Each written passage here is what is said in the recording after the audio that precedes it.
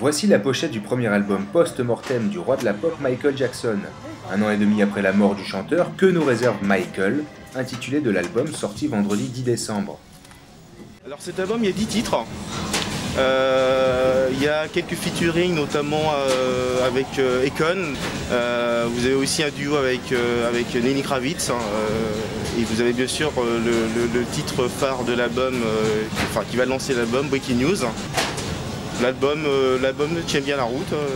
Il reste moins d'une heure avant l'ouverture des portes de la Fnac des Halles, alors on s'active pour que les albums soient en place sur les présentoirs et on a même recours à quelques petits artifices. Mais au moment de l'ouverture du magasin, il n'y a pas foule.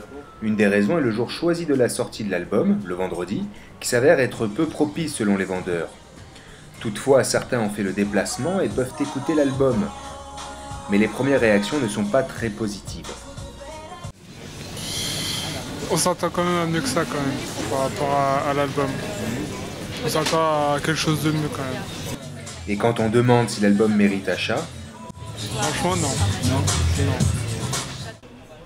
Malgré tout, Michael Jackson fait vendre, car avec 275 millions de dollars de recettes depuis sa disparition, il est la célébrité la plus rentable devant Elvis Presley. Je pense qu'il y aura toujours un engouement sur Michael Jackson.